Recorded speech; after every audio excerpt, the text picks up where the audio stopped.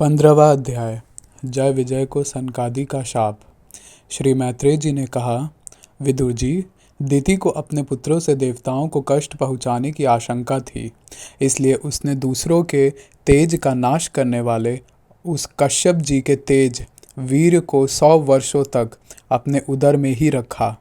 उस गर्भस्थ तेज से ही लोकों में सूर्यादि का प्रकाश क्षीण होने लगा तथा इंद्रादि लोकपाल भी तेजोहीन हो गए। तब उन्होंने ब्रह्मा जी के पास जाकर कहा कि सब दिशाओं में अंधकार के कारण बड़ी अव्यवस्था हो रही है। देवताओं ने कहा, भगवान, काल आपकी ज्ञान शक्ति को कुंठित नहीं कर सकता, इसलिए आपसे कोई बात छिपी नहीं है।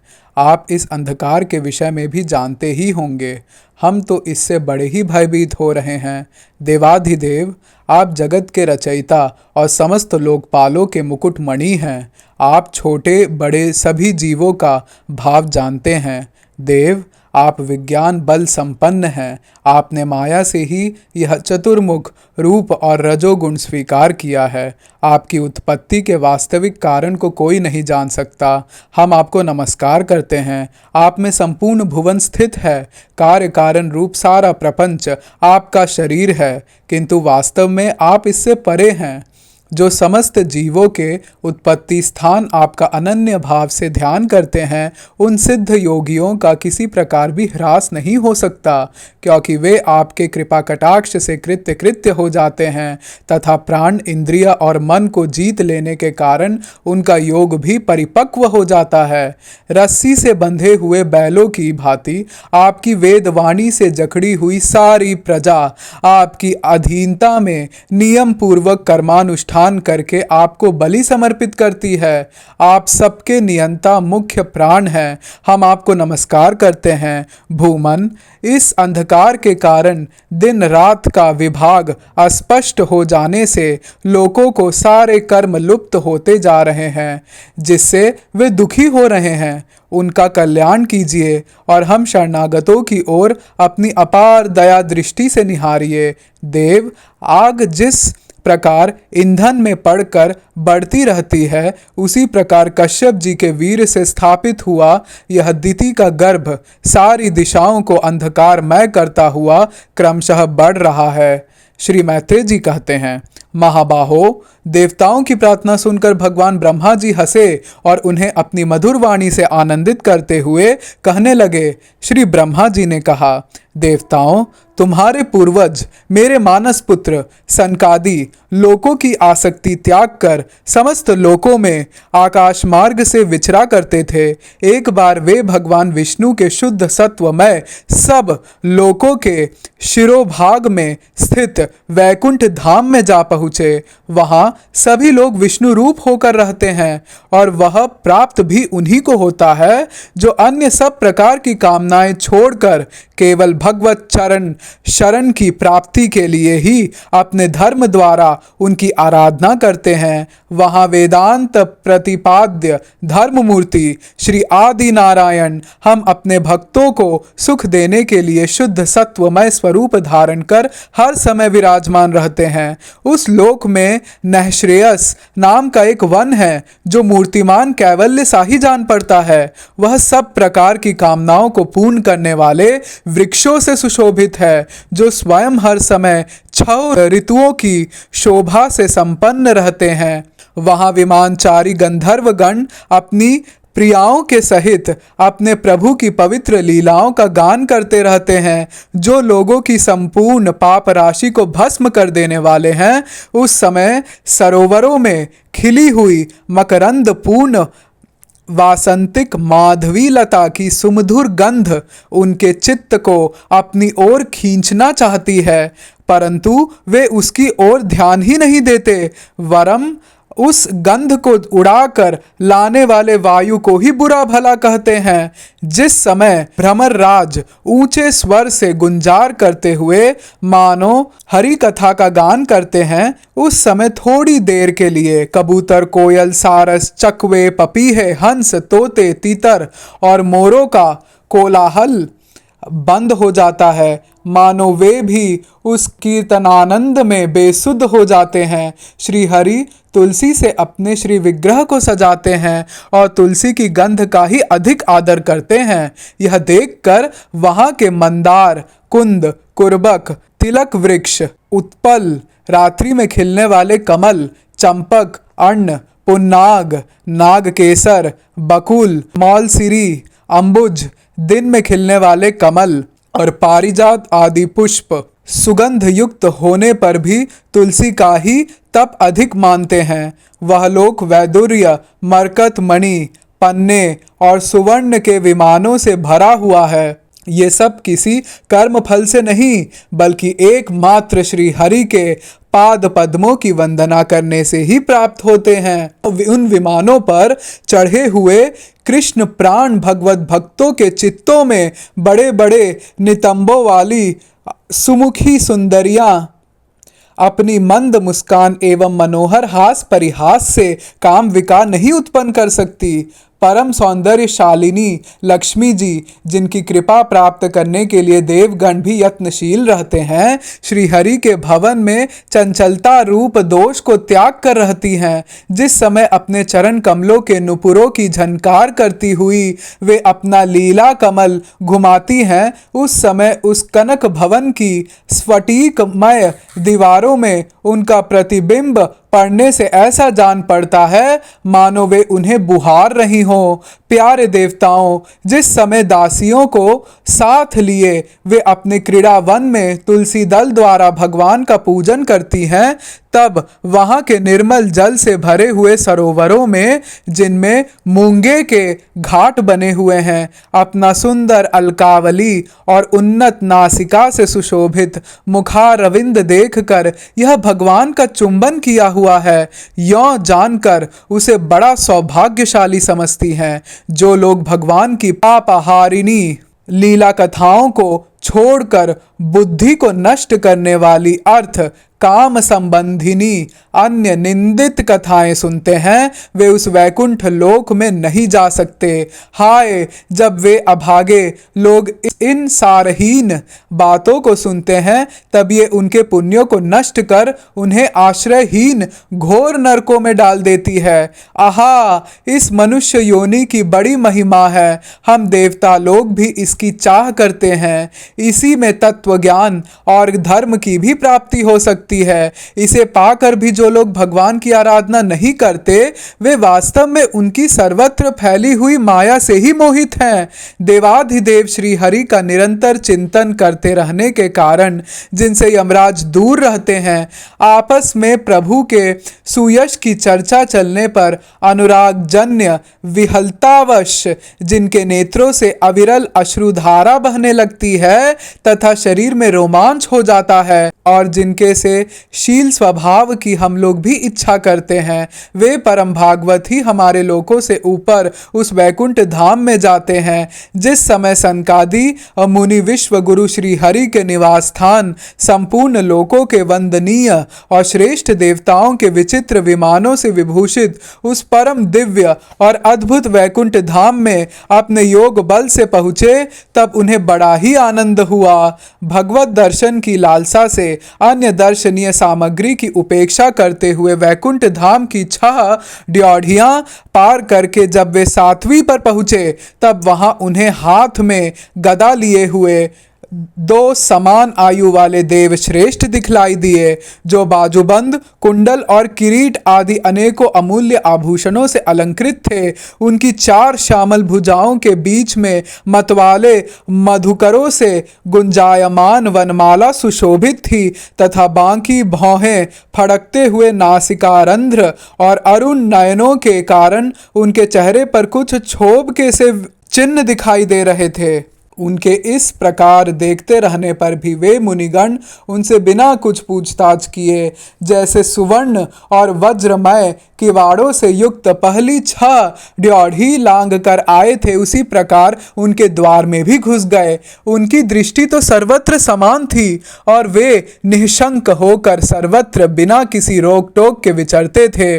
वे चारों कुमार पूर्ण तत्वज्ञ थे तथा ब्रह्मा की सृष्टि में आयु में सबसे बड़े होने पर भी देखने में 5 वर्ष के बालकों से जान पड़ते थे और दिगंबर वृत्ति से रहते थे। उन्हें इस प्रकार निःसंकोच रूप से भीतर जाते देख उन द्वारपालों ने भगवान के शील स्वभाव के विपरीत सनकादि के तेज की हंसी उड़ाते हुए उन्हें बेंत अड़ा कर रोक दिया। यद्यपि वे ऐसे दुर्व्यवहार के योग्य नहीं थे। जब उन द्वारपालों ने वैकुंठवासी देवताओं के सामने पूजा के सर्वश्रेष्ठ पात्र उन कुमारों को इस प्रकार रोका, तब अपने प्रियतम प्रभु के दर्शनों में विघ्न पड़ने के कारण उनके नेत्र सहसा कुछ कुछ क्रोध से लाल हो उठे और वे इस प्रकार कहने लगे। मुनियों ने कहा, अरे द्वारपालों, जो लोग भगवान की महती सेवा के प्रभाव से इस लोक को प्राप्त होकर यहाँ निवास करते हैं, वे तो भगवान के समान ही समदर्शी होते हैं। तुम दोनों भी उन्हीं में से हो, किंतु तुम्हारे स्वभाव में यह विषमता क्यों है? भगवान तो परम शांत स्वभाव हैं, उनका किसी से विरोध भी नहीं है। फिर यहाँ ऐसा कौन है जिस पर शंका की जा सके? तुम स्वयं कपटी हो, इसी से अपने ही समान दूसरों पर शंका करते हो। भगवान के उदर में यह सारा ब्रह्मांड स्थित है, इसलिए यहाँ रहने वाले ज्ञानी जन सर्वात्मा श्री हरि से अपना कोई भेद नहीं देखते, बल्कि महाकाश में घटाकाश की भांति उनमें अपना अंतर्भाव देखते हैं। तुम तो देव रूपधारी हो, फिर भी तुम्हें ऐसा क्या दिखाई देता है जिसमें तुमने भगवान के साथ कुछ भेदभाव के कारण होने वाले भय की कल्पना कर ली? तुम हो तो इन भगवान वैकुंठ नाथ के पार्षद, किंतु तुम्हारी बुद्धि बहुत मंद है। अतएव तुम्हारा कल्याण करने के लिए हम तुम्हारे अपराध के योग्य दंड का विचार करते हैं। तुम अपनी भेद बुद्धि को दोष से इस वैकुंठ लोक से निकलकर उन पापमय योनियों में जाओ, जहां काम, क्रोध, लोभ प्राणियों के ये 3 शत्रु निवास करते हैं। सनकादि के ये कठोर वचन सुनकर और ब्राह्मणों के शाप को किसी भी प्रकार के शास्त्र समूह से निवारण होने योग्य ना जानकर श्री हरि के वे दोनों पार्षद अत्यंत दीन भाव से उनके चरण पकड़कर पृथ्वी पर लौट गए। वे जानते थे कि उनके स्वामी श्री हरि भी ब्राह्मणों से बहुत डरते हैं।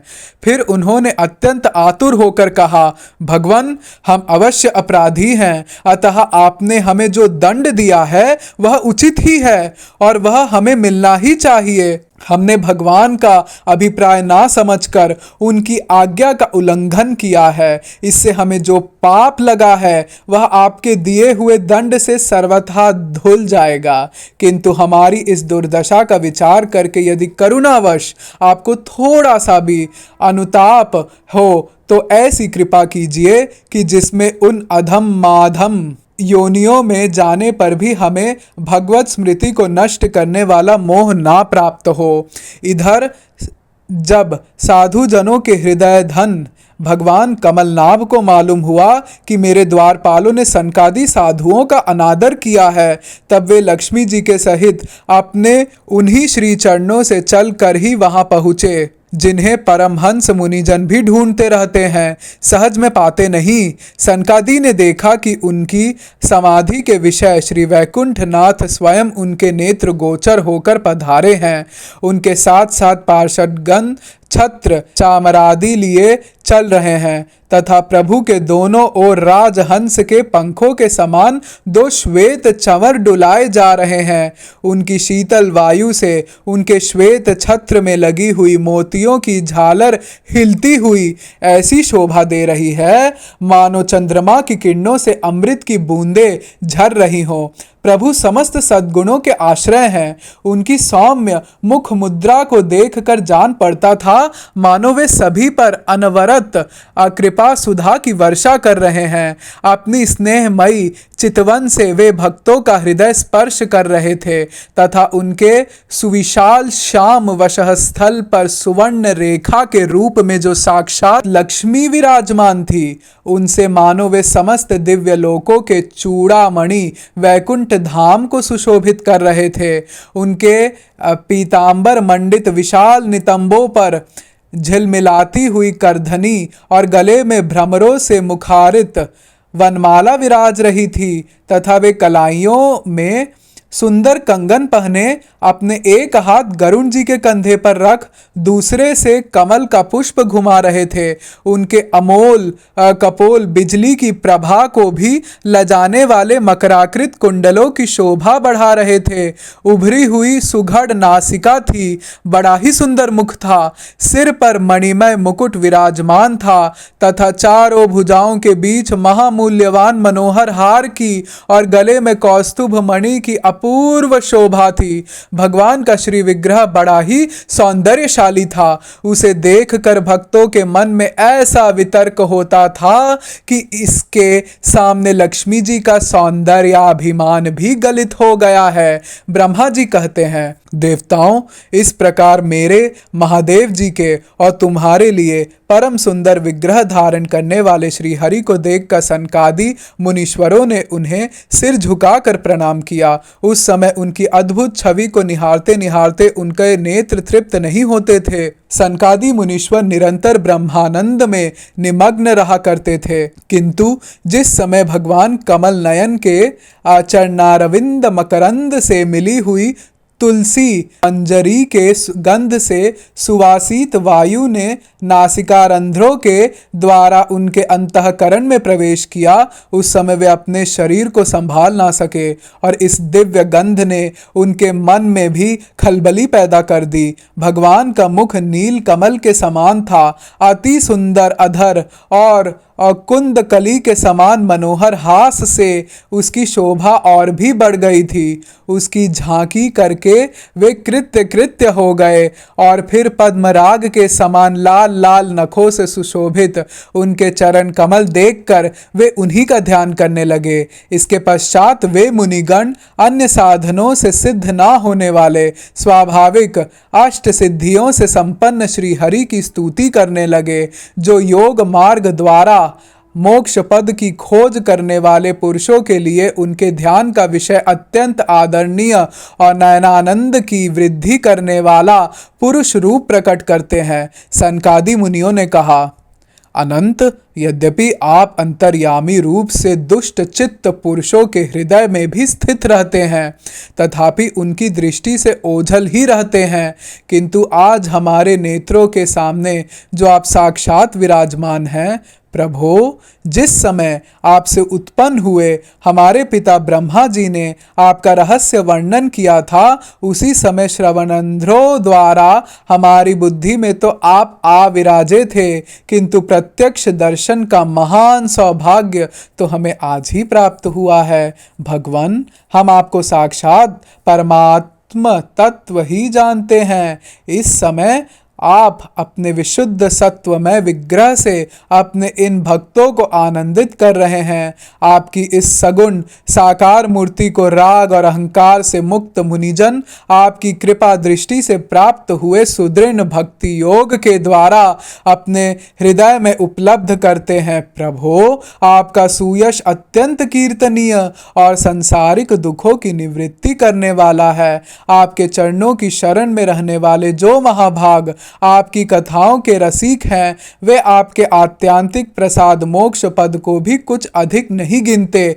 फिर जिन्हें आपकी जरा सी टेढ़ी भौं भी भयभीत कर देती है, उन इंद्र पद आदि अन्य भोगों के विषय में तो कहना ही क्या है। भगवान, यदि हमारा चित्त भौरे की तरह आपके चरण कमलों में ही रमण करता है, हमारी वाणी तुलसी के समान आपके चरण संबंध से ही सुशोभित हो और हमारे कान आपकी सुयश सुधा से परिपूर्ण रहे, तो अपने पापों के कारण भले ही हमारा जन्म नरकादि योनियों में हो जाए, इसकी हमें कोई चिंता नहीं है। विपुल कीर्ति प्रभो, आपने हमारे सामने जो यह मनोहर रूप प्रकट किया है, उससे हमारे नेत्रों को बड़ा ही सुख मिला है। विषयासक्त अजितेंद्रिय पुरुषों के लिए इसका दृष्टिगोचर होना अत्यंत कठिन है।